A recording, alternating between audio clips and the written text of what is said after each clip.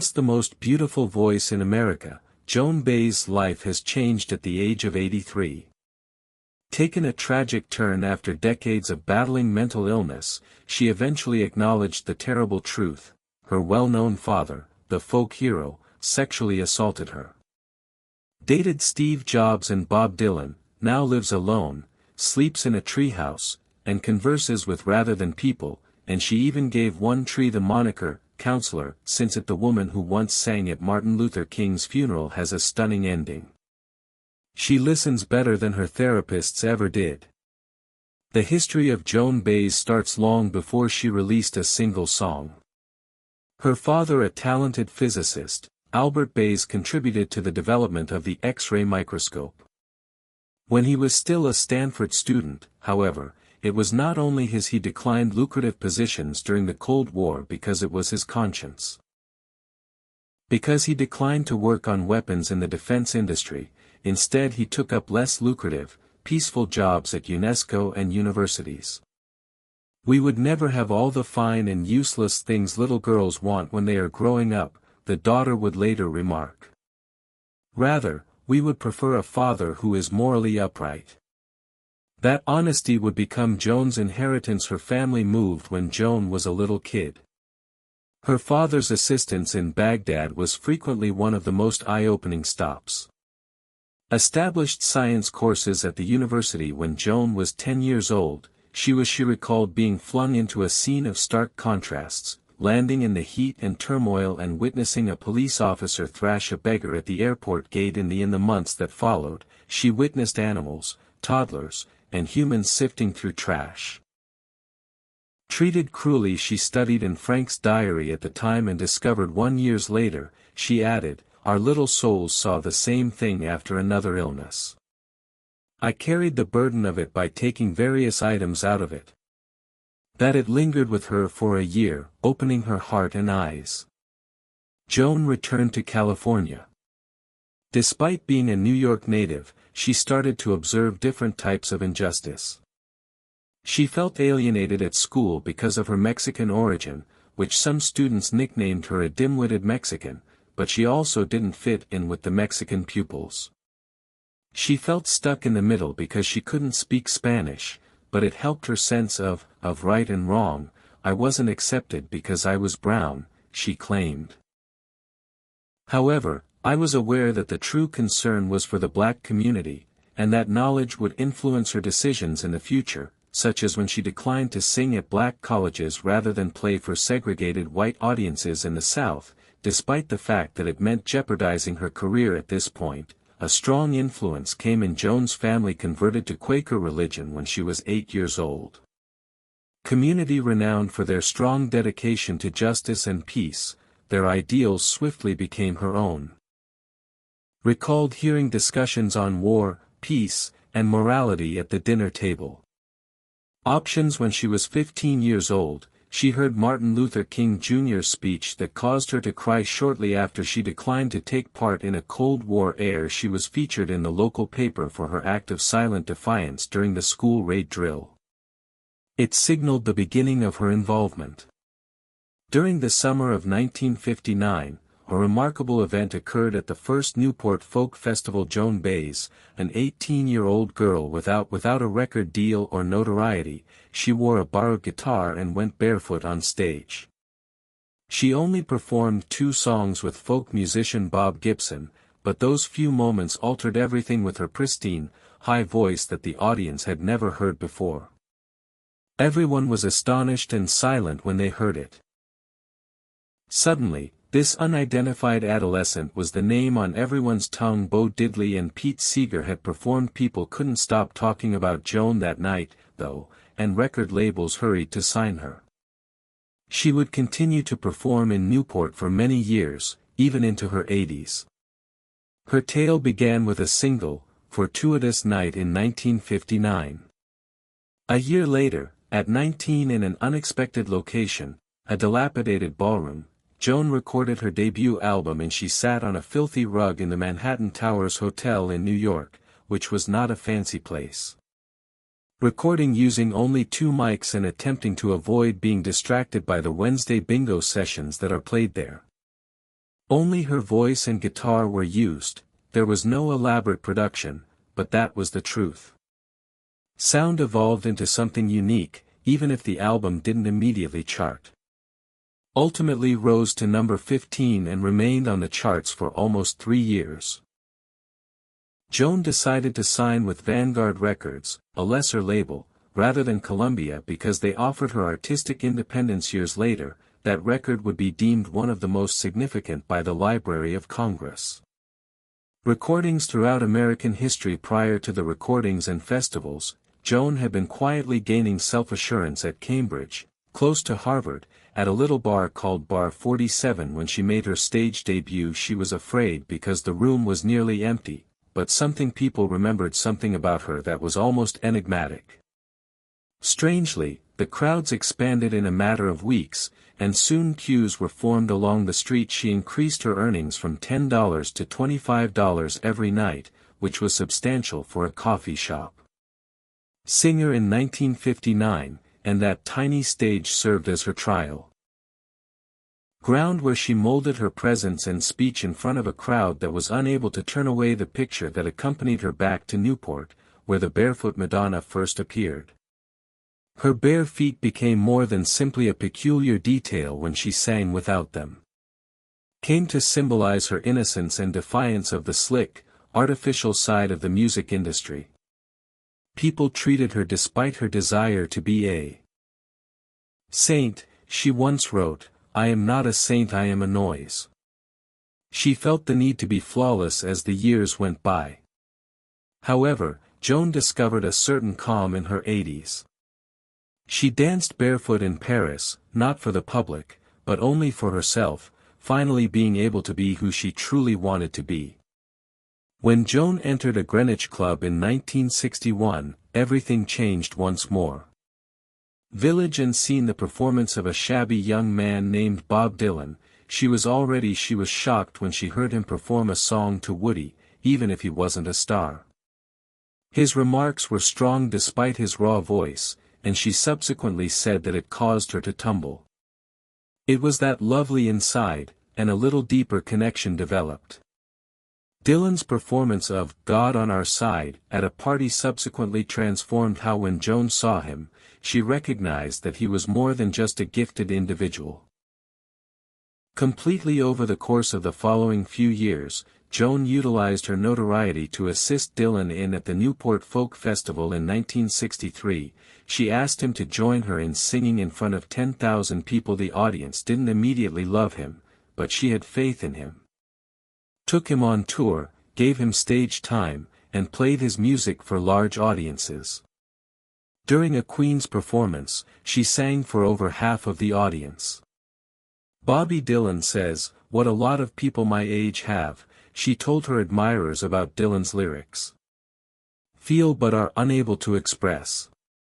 When they both performed at the March on the same day that Martin Luther King Jr. delivered his "I Have a Dream" address, Washington Dylan was obviously more than just a composer these days. He was a voice of the Joan, and the movement had assisted him in getting there, but notoriety altered the situation by Dylan requested her to accompany him on a UK tour in 1965 since he had outgrown their relationship, but he left after they arrived. Joan left the stage and wandered around the backstage area, heartbroken and bewildered. Couldn't get why he wouldn't ask her to sing, and then Dylan abruptly got married to someone else. Years later, Joan acknowledged that a woman named Sarah was carrying his child. "I was blown away by Dylan's skill, but for him, the choice was straightforward. He didn't want a partner, and Sarah would comply with his wishes whereas Joan wouldn't." In 1968, despite all of that suffering, he desired control. Joan recorded an entire Dylan album titled "Any Day Now." She spread his sheet music on the floor, closed her eyes, and selected the tracks. 16 songs, including some Dylan had never even heard before, were chosen at random and made the cut. Recorded himself, and the outcome was breathtaking. Her voice, in particular, received accolades from critics. Eerie rendition of Tears of Rage. She even created the album's cover art. She used it as a means of processing everything, not just as a record. Joan Baez was only 22 years old in the summer of 1963 when they shared and lost everything. At the March on Washington, she stood before a sizable throng. Singing "We Shall Overcome," Dr. Martin Luther King Jr. gave his well-known "I Provide a Dream" speech. Joan had experienced the pain of prejudice as a child, thanks to her father was Mexican, her mother was Scottish, and they experienced prejudice as a family. Her lifetime struggle for justice was fueled by such suffering. Just before she had received her big break at the Newport Folk Festival years prior, she was singing an anthem that reverberated over the National Mall. Would be inextricably linked to her name. The March on Washington united around 250,000 individuals, the majority of whom were Black Americans. It aided in advancing the Voting Rights Act and the Civil Rights Act of 1964. Joan's voice contributed to that pivotal moment in 1965. She was not only a vocalist but also an emblem of the transformative power of music. 2 years later Joan participated in the Selma to Montgomery marches, another major demonstration, in March 1965. These followed Bloody Sunday, when police violently attacked nonviolent protesters on the Eden Pettus Bridge. Joan traveled the 54 miles to Montgomery. Photos with thousands of other people. From the moment she is seen standing among the protesters, conversing and listening. Part of the scene the evening before the last demonstration at the state capitol of Alabama, she performed with Nina and other performers in a Stars for Freedom performance. Harry Belafonte and Simone Tony Bennett's performance was more than just a show, it was and President Lyndon Johnson signed the call to action later that year, and it was successful. Enacting the Voting Rights Act, and she declined to perform at establishments that enforced segregation. Many Southern colleges continued to forbid segregation in the early 1960s. Joan and other Black students declined to perform in venues that enforced those rules. She made the audacious decision to play at historically Black schools and universities instead. Hazardous for her career and even hazardous at a Miles College performance, she got to Alabama just as infamous police commander Bull Connor was directing widespread arrests in the surrounding. Joan stayed at one of the few motels in Birmingham that permitted Martin to have both Black and white guests. Luther King Jr. and his associates. She lived justice, not simply talked about it. Joan Baez took a risk in 1964 when she declined to pay 60% of her income taxes. She claimed the funds would be used to support the Vietnam War, and her act gained national attention. During the war, it was one of the first significant instances of tax resistance. A movement started when others followed her example, but this didn't lead her to jail. Her demonstrations gained momentum, and she was twice detained in 1967 for obstructing. Her mother was with her at the Oakland, California, entrance to a military facility. Each spent more than a month in prison. Many viewed this as a strong act of nonviolent protest by the early. Thousands of people refused to pay taxes that funded the war in the 1970s, some even refused to pay their phone bills despite being aware that the military was supported by taxes. Then, in December 1972, Joan took a risk that few others dared. She traveled to North Vietnam with a party and entered the conflict area right away. Of peace activists, their mission was to deliver Christmas cards to American detainees and bring attention to human rights, but during their visit, the U.S. launched a heavy bombing assault against. Joan spent 11 days in a hotel bunker in Hanoi as bombs descended overhead. Captured every moment of a Christmas Eve service, including explosions, children playing among ruins, and that had to halt due to bombardment. She subsequently stated that it was the first time she had really confronted the possibility of dying. She carried that experience with her throughout her life, even prior to that journey. Joan was using the money from her songs to develop something bigger in 1965. She began her work by establishing the Institute for the Study of Nonviolence in Carmel with her mentor Ira Sandpearl. However, not everyone was welcoming. Locals were concerned that the institute would draw hippies and cause a fuss. Difficulties. They attempted to use the legal system to halt it, but Joan persisted. In December, the school was secretly reopened. The institute taught people's ideals. Students taught how to write, speak, and organize like Gandhi and Theo Ruff. Nonviolent demonstrations. It spent 4 years in the Carmel Valley before relocating to Palo Alto and subsequently developed into Santa Cruz's Nonviolent Resource Center.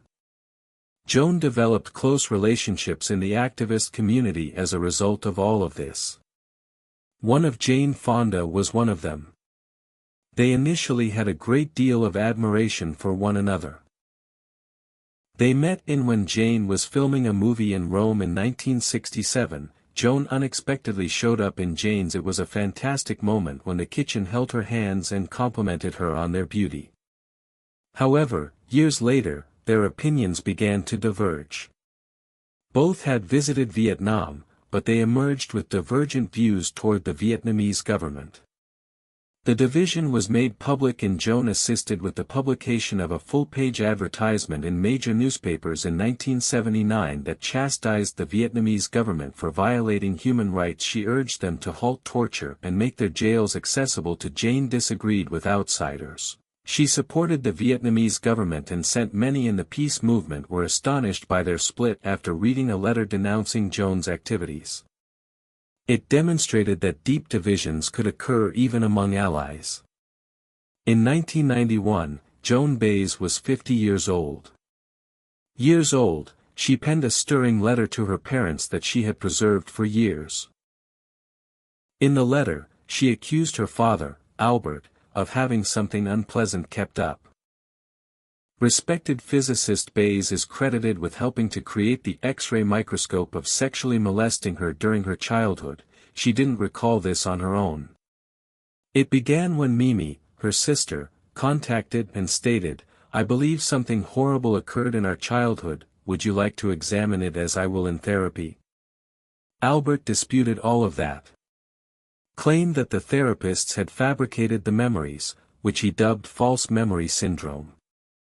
However, Joan uncertain of the specifics, but thought something had occurred in a later, "You are never completely sure, but even if 20% was real," she explained in the documentary.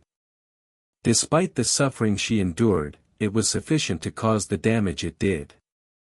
Before her father passed away in 2007, she was able to forgive him. She sung near the end of his life.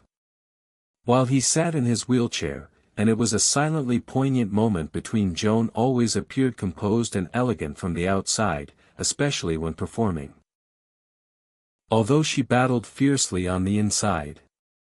She later disclosed that she had lived with having suffered from mental illness since childhood. She was given a dissociative identity diagnosis disorder, a state in which her thoughts divided into several identities, one of whom was named Diamond Joan. Other people adopted her stories and voices as a 12-year-old German child with Holocaust survivor parents. These excerpts from it appeared in her lyrics and poetry, and she also struggled with anxiousness, sadness, severe sleeplessness, and panic episodes became so severe that even she would abruptly crash during joyful moments. "It felt like an eternal sentence," she said. She acknowledged that her relationship with her son Gabriel was impacted by her mental health. "I wasn't there for him a lot of times. I was there but I wasn't there." At the time after the Vietnam War ended, Joan's situation worsened in the late 1970s and early 1980s. Felt adrift. The things that used to motivate her were diminished. "I must determine my purpose for being here on earth." During this period, she became reliant on 8 years of taking CODs and anti-anxiety drugs subdued her feelings, but nothing changed. When asked how she ended up quitting, she made a joke. "Actually, President Carter was the one who forced me to resign. Prohibited those amazing tablets, and because I was unable to obtain them anymore, I gave them up." It was a sinister joke, but it revealed the truth. and her addiction was stopped by external forces rather by her own inner fortitude. Began receiving therapy at the age of 16 in 1957. A psychologist informed her parents that she was experiencing a lot of emotional issues and a strong feeling of inadequacy at that initial visit. Started a lifelong therapy relationship, and over time, she saved hundreds of therapy cassette tapes. Sessions of her attempts to understand her life, yet for decades she stated she didn't want to delve too deeply since it was too frightening. But in her 50s, she ultimately gave herself permission to tackle the difficult things. Hypnosis sessions assisted her in doing so. Retrieve long-forgotten memories. It wasn't simple therapy, she added, was like unearthing through emotional devastation, but ultimately it led her to a place of hope and sort of tranquility she had never experienced during her turbulent relationship with Bob. After Dylan's death, Joan Baez bravely took a different course in January 1970. Published the unexpected album One Day at a Time, which was recorded in a Bradley's Barn, a country music studio in Tennessee, marked her first foray into. Her husband at the time was into country music, so this wasn't entirely unexpected. David Harris was a vocal opponent of the Vietnam War and a fan of country music. Baez was imprisoned during the war because he refused to fight. Produced the album in the same style as David's, another country-inspired record she had created for him. However, this change was not only personal, it was also political. Folk music was. Although Iceland was frequently associated with conservative beliefs, Baez's entry into the country was perceived as left-wing and rebellious. The album featured a variety of songs from throughout the musical landscape, something most performers avoided. The Rolling Stones' Willie Nelson's protest songs include "Carry It On" by Pete Seeger, and even the labor hymn "Joe Hill." Baez shared her own songs, which she created, for the first time. A song for David for her spouse and Sweet Sir Galahad for her sister Mimi, showcasing a different aspect of her composer persona. A few years prior, Baez had taken yet another artistic chance, this time with classical music. From 1966 until in 1968, she collaborated with composer Peter Schick, who was renowned for his humorous alter identity P.D. Quebec. They collaborated to create 3 distinct albums. The first, the Christmas CD Noel, featured traditional tunes performed by big orchestras.